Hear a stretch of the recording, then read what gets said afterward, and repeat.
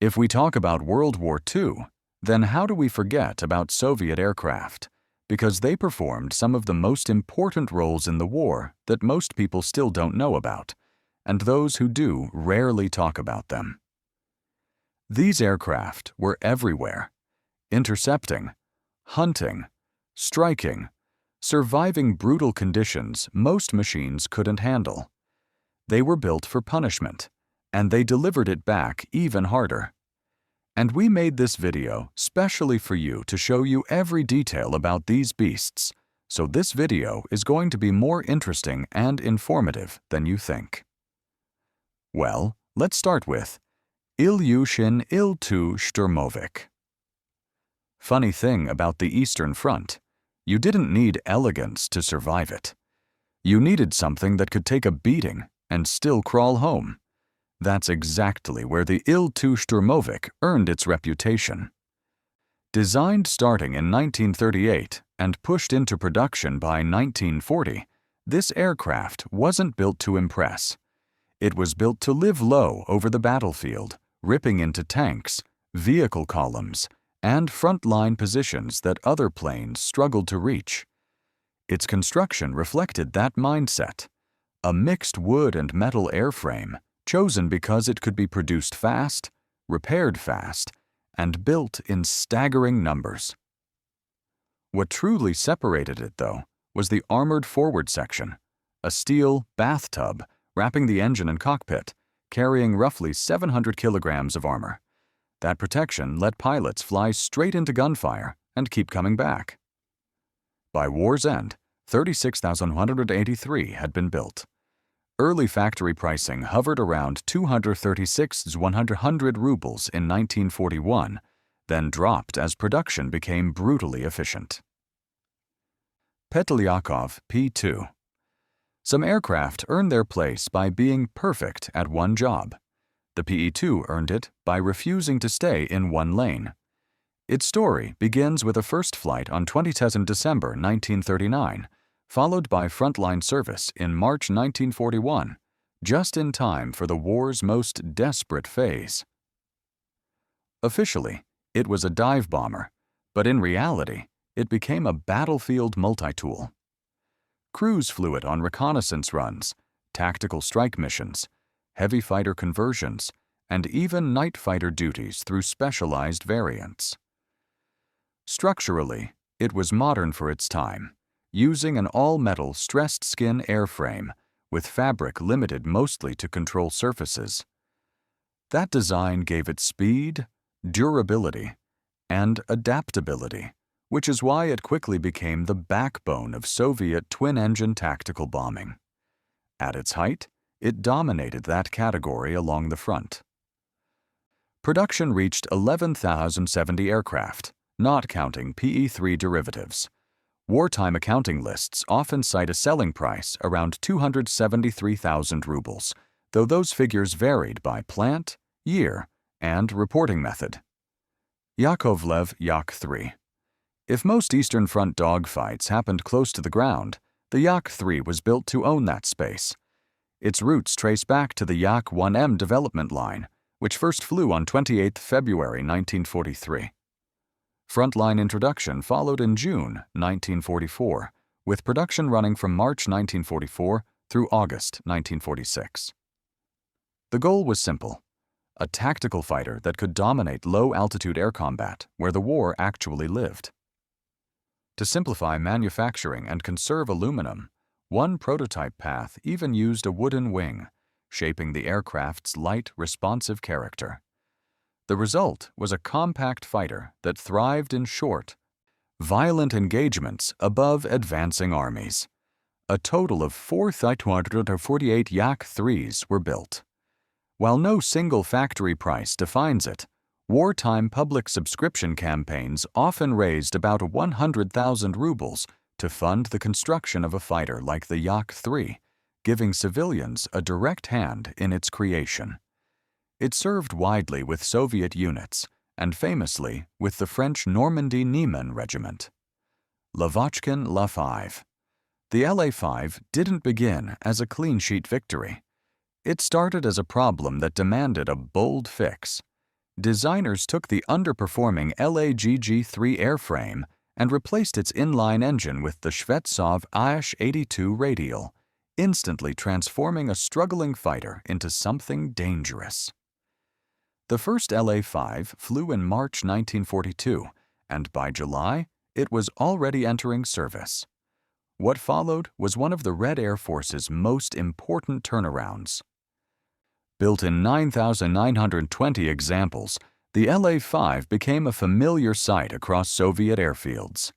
Its construction blended wood skinning with metal structural elements, especially in later forms like the LA-5FN, balancing durability with production speed. It found its edge in low to mid-altitude combat, exactly where survival on the Eastern Front was decided day after day. That relevance kept it in heavy use as the war evolved. Wartime pricing tables often place their selling price near 110,000 rubles, though those figures shifted by factory and year as manufacturing processes tightened. Tupolev Tu-2. While some bombers were built to lumber, the Tu-2 was built to move. It first flew on 29 January 1941 and reached operational service in 1942, with combat units beginning to receive aircraft by March of that year. From the start, it was conceived as a fast frontline bomber, capable of daylight operations where speed meant survival. Over time, it proved flexible enough to spawn torpedo, reconnaissance, and interceptor variants, turning it into a broad strike platform rather than a single-purpose machine.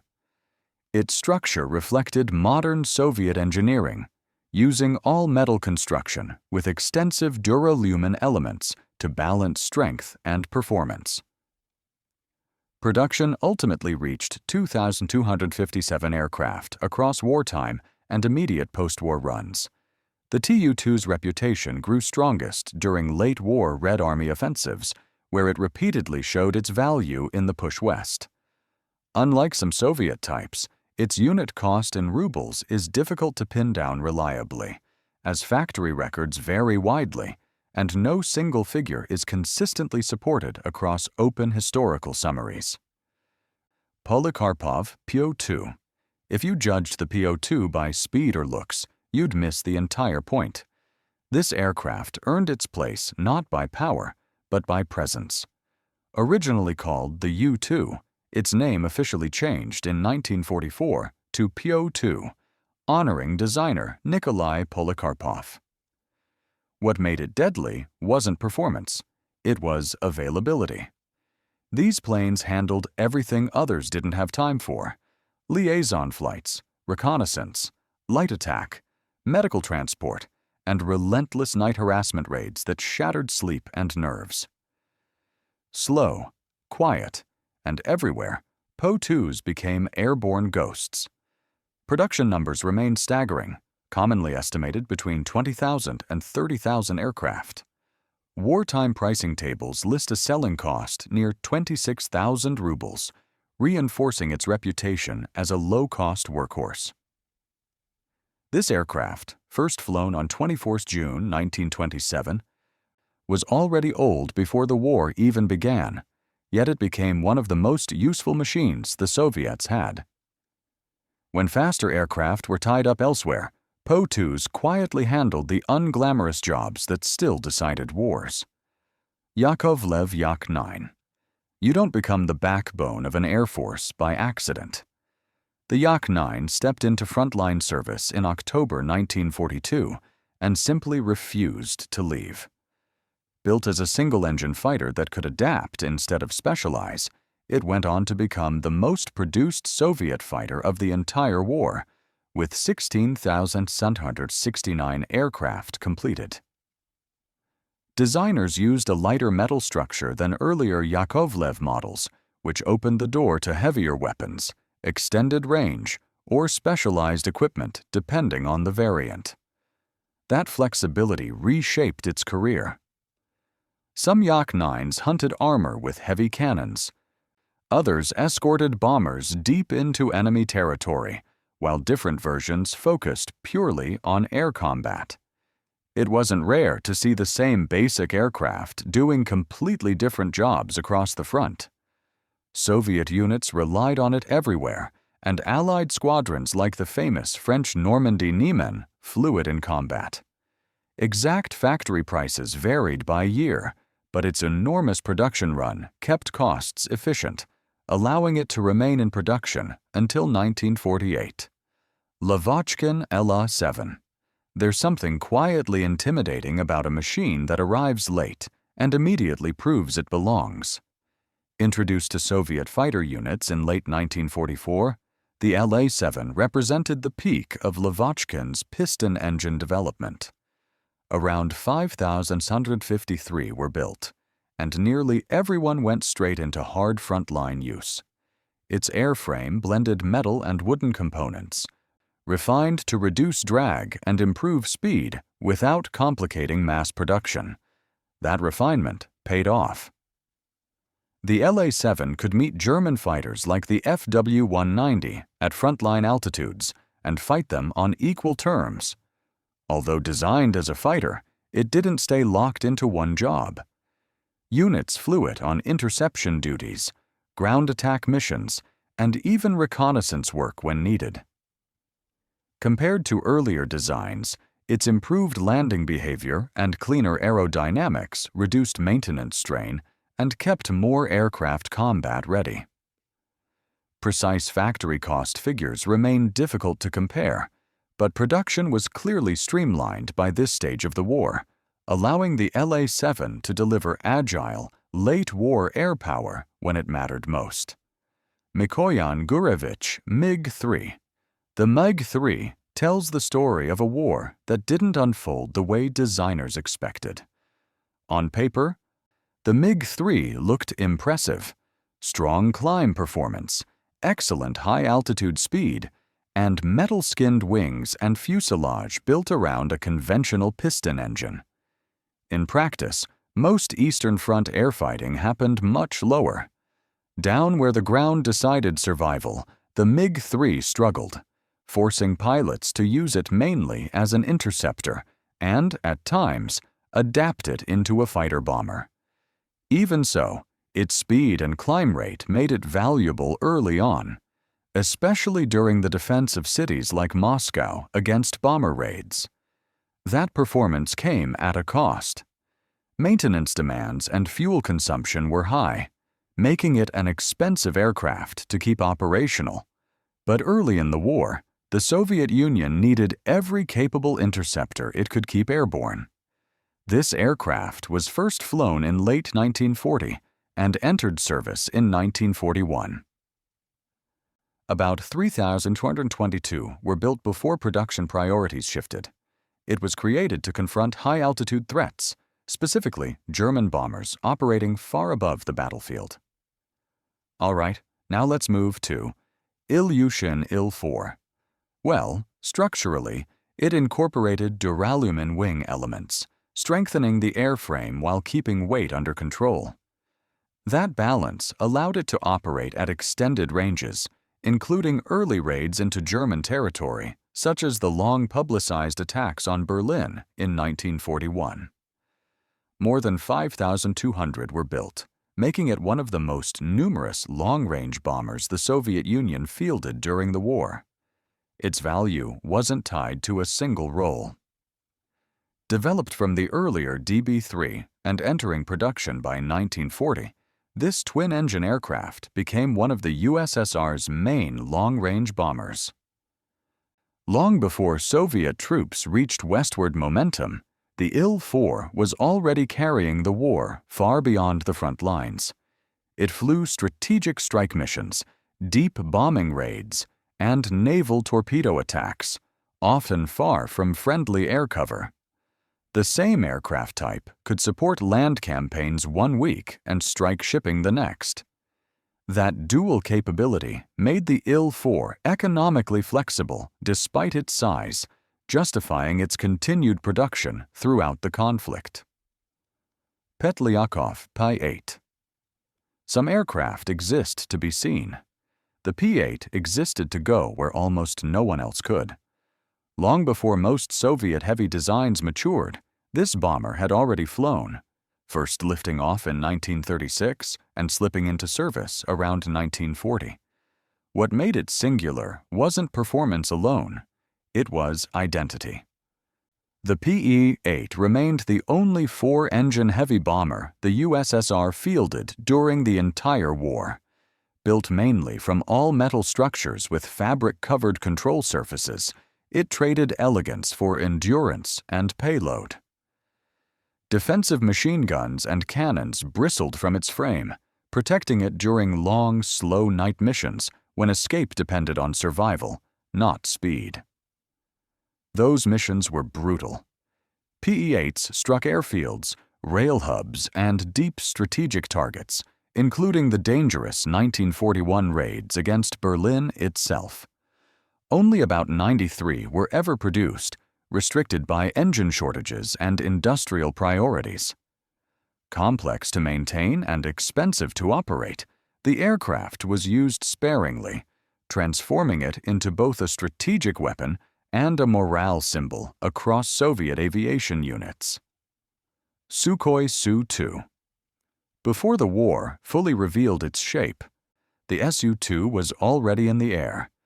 Designed by Pavel Sukhoi under Tupolev oversight, it was created to do two things in quick succession: find targets and immediately strike them. That intent shaped its wartime life. In the opening stages of the conflict, Su-2s flew as light bombers and reconnaissance aircraft, often operating ahead of heavier formations. About 9-10 were built before attention shifted to newer designs. Structurally, it reflected wartime realities, combining metal fuselage sections with wooden wing components when material shortages demanded compromise. Though early losses were heavy, the Su-2 developed a reputation for completing more average missions before loss than some heavier attack aircraft, underlining its reconnaissance value. Development paths such as the Su-4 were explored, but changing doctrine and production limits kept those upgrades from reaching mass deployment. Lavochkin, Gorbunov, Gudkov, LeGG-3.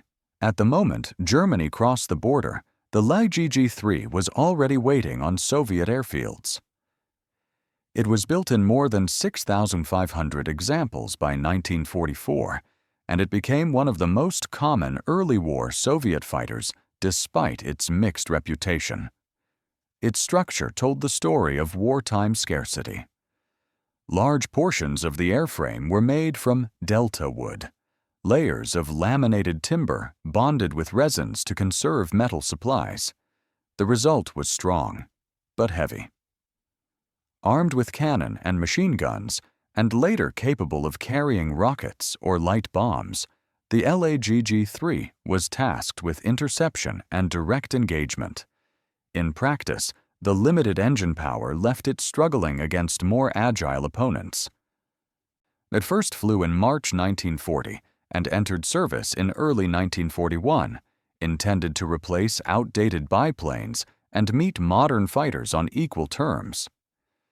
Many pilots respected its toughness while quietly calling it a heavy beast, acknowledging that solid construction could not fully compensate for its weight and underpowered performance. Tupolev TB-3. Seeing a TB-3 in wartime skies was like watching another era refuse to leave. Yet when June 1941 arrived, more than 500 were still operational, and many went straight back into combat. Its airframe was unmistakable, an all-metal structure clad in corrugated steel skin, rugged but slow, with fixed landing gear that made daylight missions extremely dangerous. Speed was never its protection. Payload was. For its time, the TB-3 could carry hundreds upon hundreds of kilograms of bombs, giving it relevance long after newer designs appeared. It wasn't limited to bombing either. TB-3s hauled cargo, transported troops, and even served as airborne motherships, carrying parasite fighters and, in rare cases, light tanks. They flew night raids and supply runs in major battles such as Moscow, Stalingrad, and Kursk. Every mission was perilous, but the aircraft endured. It was developed in the early 1930s. This massive four-engine bomber was already a veteran before World War II began. And now it's time for Tupolev SB Speed once made the SB feel untouchable. This aircraft, introduced in the mid-1930s, was a twin-engine bomber that earned its name, Skorotsnoy Bombardirovshchik, fast bomber, by outrunning many fighters of its era. That advantage defined its early combat career. SB crews flew quick-strike missions during pre-war conflicts like Khalkhin Gol and the Winter War, where speed often meant survival. When Germany invaded in 1941, the SB was no longer cutting edge, but it remained everywhere. Soviet units continued flying it on bombing, reconnaissance, and ground attack operations, even as newer aircraft entered service. Built largely from metal alloys and powered by conventional piston engines, it offered a balanced platform for payload, range, and crew operation. Production totals reached into the many thousands across numerous variants, making it one of the most common Soviet bombers of the pre-war and early war period. If you enjoyed this listing, then don't forget to subscribe to our channel. Thanks for watching and hanging with us.